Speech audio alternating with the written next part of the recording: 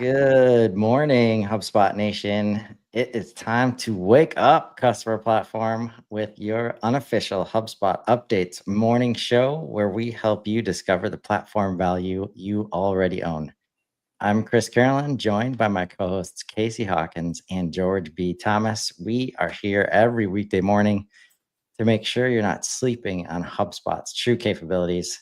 If you're joining live, drop a hello in the comments and let us know what you're building in HubSpot today. Happy Cinco de Mayo, May 5th, 2025, folks. Yeah. It's actually my anniversary, and we picked Cinco de Mayo because my husband thought he could remember that date. That's a fair strategy. There you go. Happy anniversary. Smart man. Happy anniversary.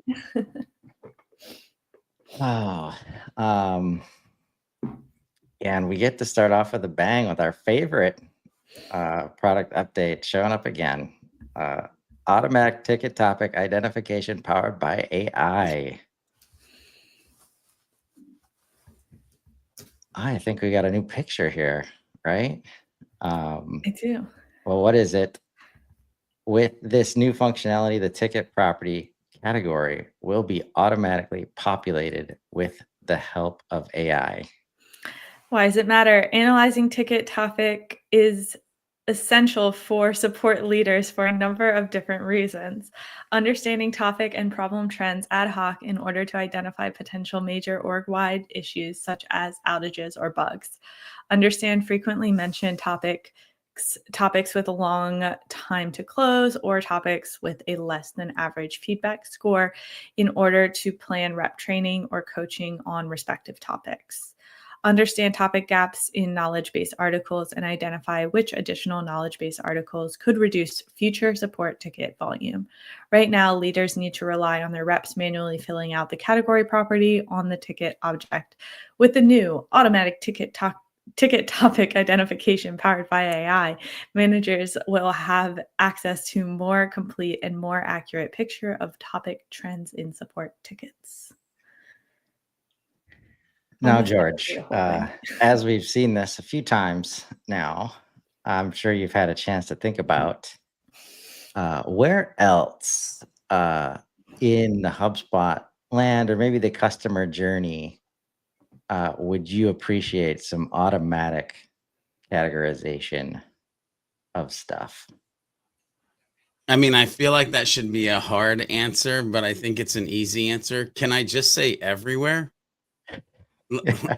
Like, listen, I mean, if we can do this, which we can, and again, you should probably go over and watch the frame.ai HubSpot, like super admin hug thing. Like, but if we can do this in one place, then why not do it in almost every other place that it's humanly possible? So do I have like definitive, like one-liner answers to places? No, but I love this and would love to see it in more places. I also love that it's a switch that we can turn on or turn off based on our needs. So, yeah.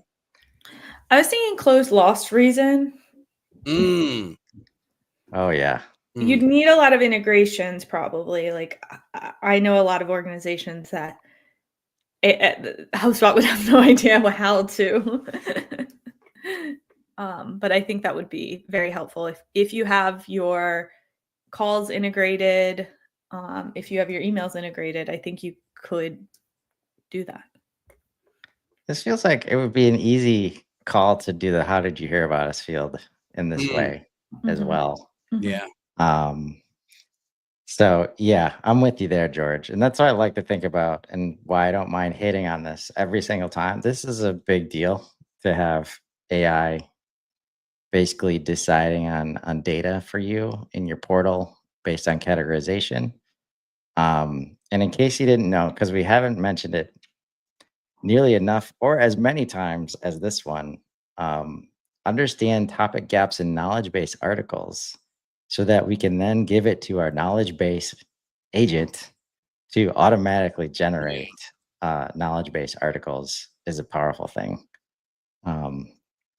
So excited to continue to see progress there. And whenever I see a toggle like there, it's like, where else do you see toggles in the portal? And could it go right there? Fun to think about. Yeah.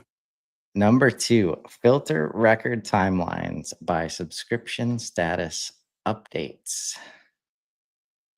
What is it? You can now filter a contact's record timeline specifically for communication subscription status changes across all messaging channels. We've consolidated these events into a dedicated filter, making them easier to find and analyze. This allows you to quickly segment your subscription events, layer them with other activity filters, or view a complete subscription history, giving you better visibility into how contacts engage with your communications over time. Why does it matter? Understanding how and when contacts change their communication preferences is critical for improving campaign efficiency, analyzing customer engagement, and ensuring you always remain in compliance. I like this a lot. The communication subscriptions, Mhm. well, it happened to show up on the left-hand sidebar like a while ago, but it's always been Mhm. a little bit of a black box per se. Like, you can't really edit the subscription page too heavily with HubSpot. You don't have this like extreme visibility into what people are changing or adding or removing. So I'm super interested to see like I haven't dove into this yet and like filtered humans by this, but I can't wait to actually go in and see what my brain leads to based on if I see patterns in some of these communication subscription filtering Mhm. pieces. Yeah, and I think it's, I imagine the visibility becoming ever more important as we start to do true omni-channel like communications. And it's easy to have the marketing team thinking over here. No, it's like, oh, they're the marketing contact. They've signed up for the subscription. Clearly, they're going to know that this one-to-one email coming from sales is Hmm. completely different and they would not unsubscribe from our stuff based on a sales. Yeah, no, that's not how it works. You know, the other thing I'll say about this is it brings up something that I've told people over years and years and years is go look at your subscriptions and the way that you have them positioned. And most people have these subscription types written in a like internally facing fashion instead of an external user experience fashion. So just go look at how when you originally set up your subscription types, you wrote them. And then imagine that you're not you, but you're a user and you come to your preference page and then start biting your nails and freaking out a little bit. Okay, that's where I'll leave that lay. um, I also yeah, think that sometimes we like to trick users. We like to say like, "Oh, this is a really important subscription type that like you need for important product updates," and then we send Mm, all of our like marketing emails.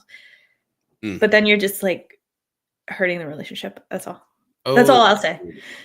can you just yeah, be human and not hurt the relationship? right.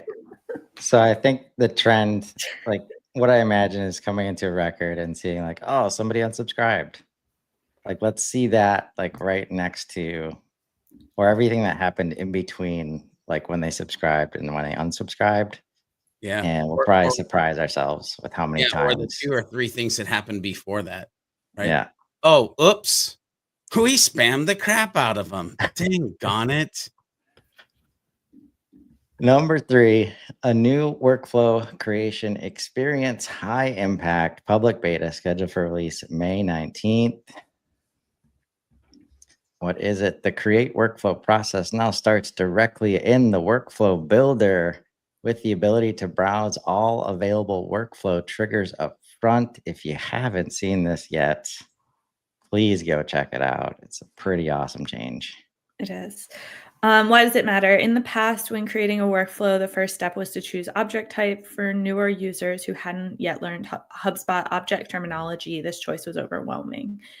Even for experienced users, this meant committing to a specific object before confirming if the trigger you need will be available there. If it wasn't, you may have assumed the feature didn't exist in workflows and miss out on automation opportunity. At best, you'd need to go through the trouble of abandoning that workflow, creating a new one, and repeating that process until you found the trigger you need. With this change, you'll go directly into Workflow Builder after clicking Create Workflow, where you can immediately begin browsing all available workflow triggers. You can more easily switch between different trigger options while in the flow, and maybe even discover some new triggers you didn't know existed. When a trigger is selected in the new experience, HubSpot will set the workflow object type automatically when possible and to save you time and clicks. This update makes it easier for you to find the best trigger for your process while removing decision points with limitations that made it harder to get started. I love this update. So if you've historically had commitment issues with your objects, that is, and picking an object in workflows, then this becomes really sweet for you. Yes. Very cool updates. And we appreciate the progress.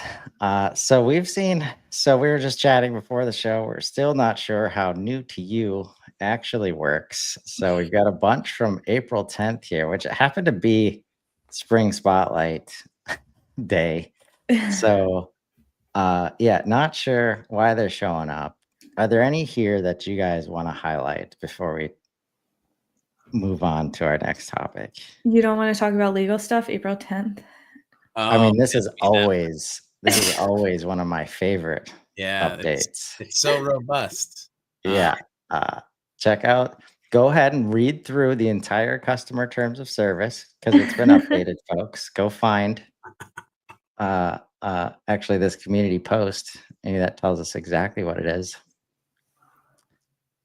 There you go. Wow. It does. Well That's done.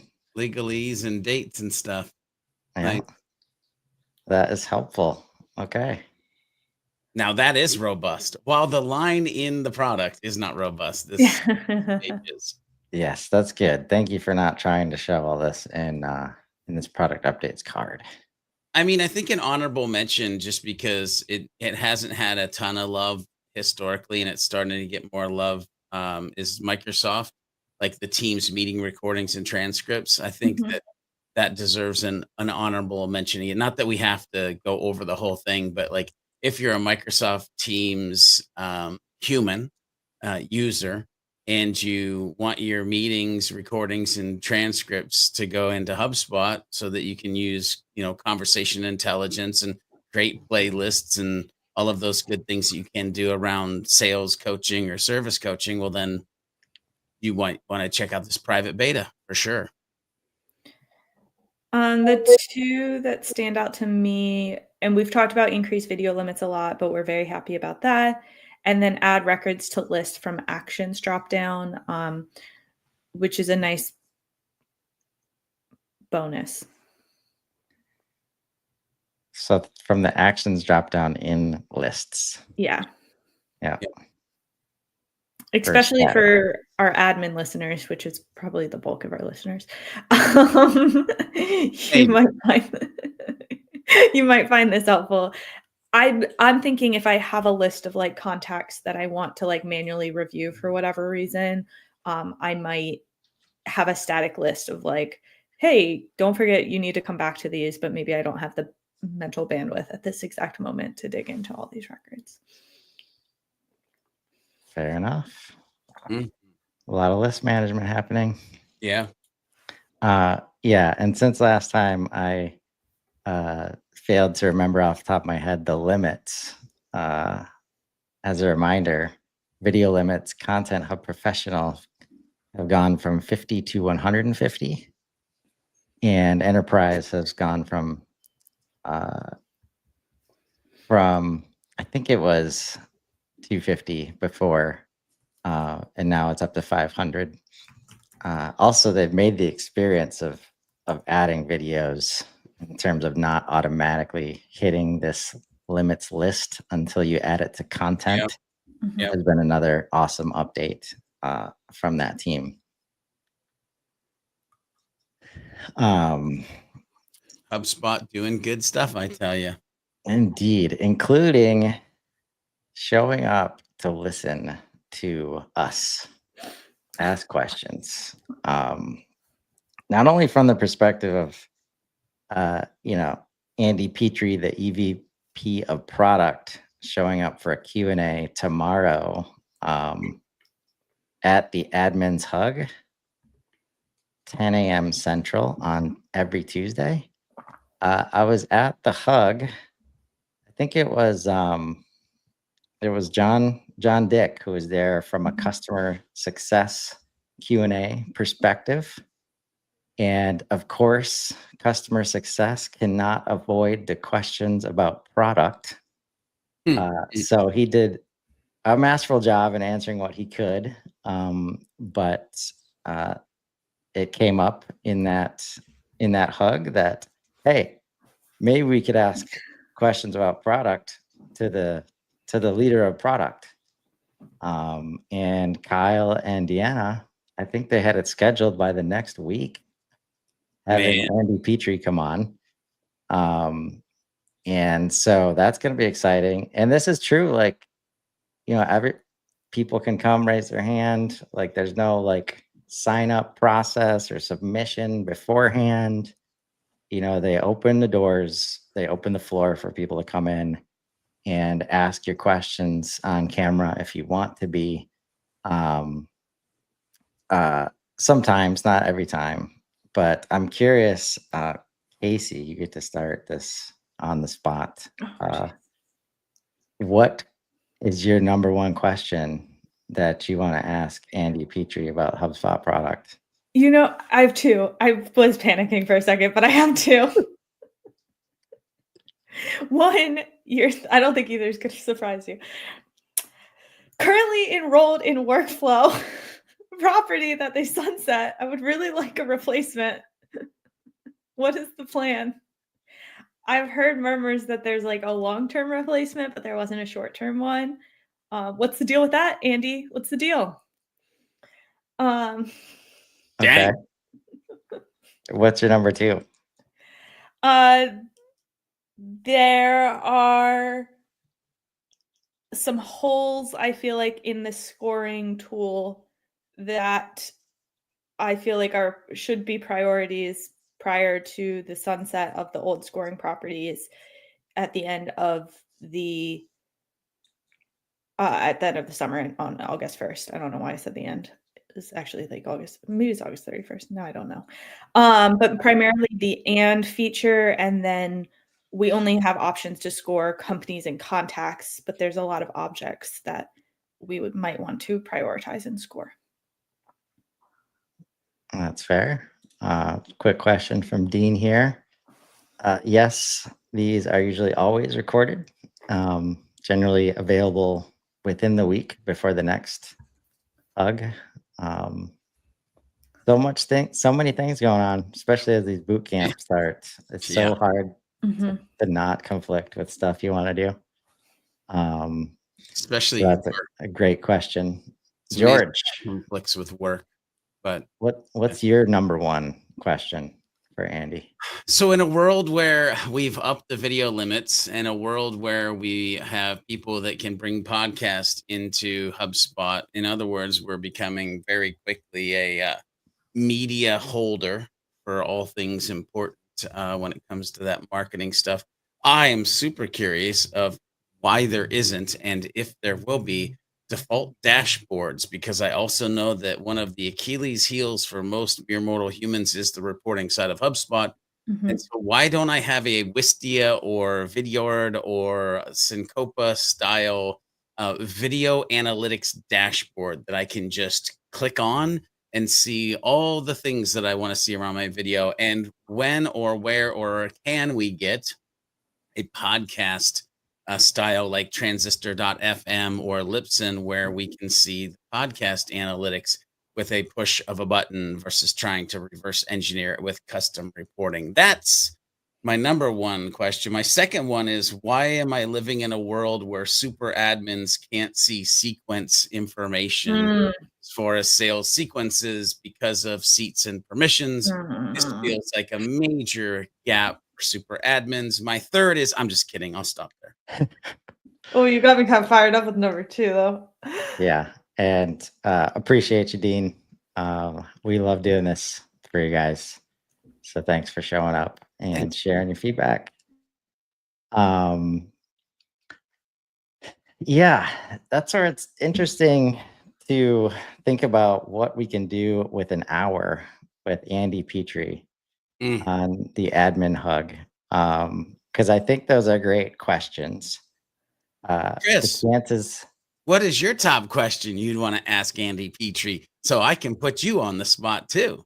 I know. yeah. I think the question of seats is a great one in terms of, but I approach these like there's nothing, especially the higher you get up the ladder, the likelihood that they know the details Mhm, at the very base product update level that we go through every day, mhm, fairly unlikely.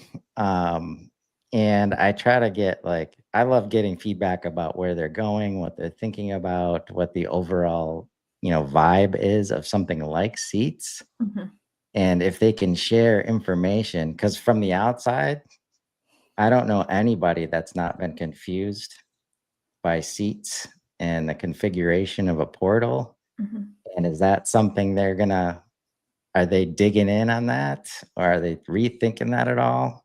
Would be, that's probably a question I'm asking tomorrow.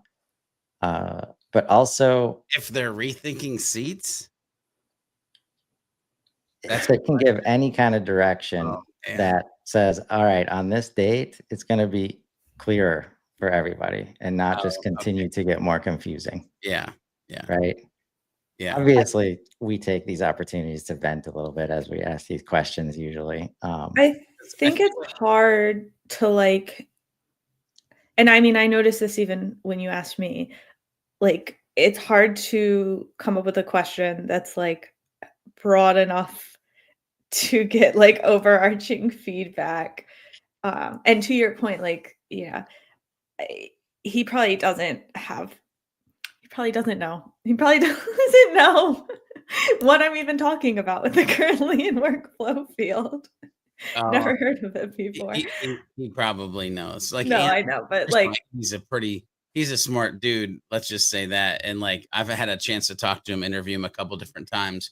Um, it's funny though, like, it will be interesting to see what he can say, can't say, because there's that whole world that we live in too, and when I say we, I mean HubSpot of, like, they know they're working on some things, but they can't say that they're working on some things. So it'll be interesting the delicate dance that he has to make. But it's funny because the whole seats thing just really gets me fired up. But I feel like that's it's a little bit like AI. Pandora's box has been opened. We're not Yeah, going back. So if we're not going back, can we at least educate on around how to understand and use it in the way that is like in a positive manner versus like coming away feeling like we got hosed on a particular thing that happened. mhm, yeah. And I think at some point they're going to be transparent, or I expect companies to start being transparent and say, like, yeah, we know it's been confusing, but AI is going to help us figure that out because it's a complex beast. All these layers of hubs and tiers and seats. But I think on the other side of that is understanding, like asking, like, question on my mind is getting anybody from the product team, including Andy in this case, to just get their thoughts about the balance between like the AI led portal that we're jumping into versus the admin led portal Mm, that we've always had, mhm, um, and the control versus enablement, perspective there. Like it's very hard to enable AI to do its job and also give the humans all the control that they've always had or wanted. mhm, Um, and as I talk to each individual product manager, it's a bear to wrestle with constantly. And then lastly, of course, cash flow and its implementation into the product and how they're thinking about quote to cash, and how they balance education around the products versus development and forward movement. I think is an interesting thing to hear about.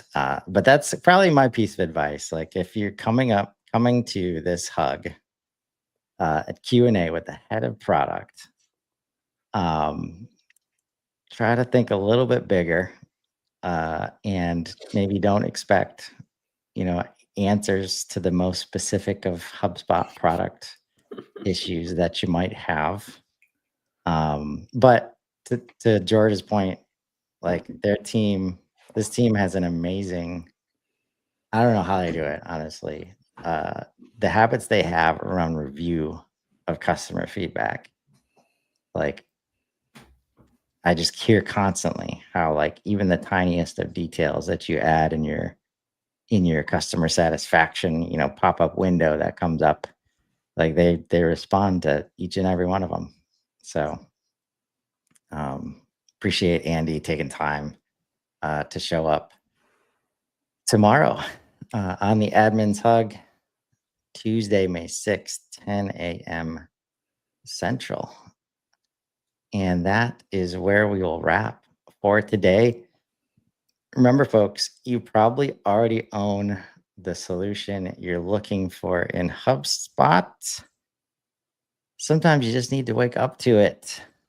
Join us tomorrow morning as we continue exploring what's new in HubSpot. Drop your biggest takeaway in the comments and let us know what capabilities you want us to wake up to next. Until then, I'm Chris Carolyn. I'm Casey Hawkins. And I'm George B. Thomas. And this has been Wake Up Customer Platform. Now go build something amazing. Have a great day, everybody.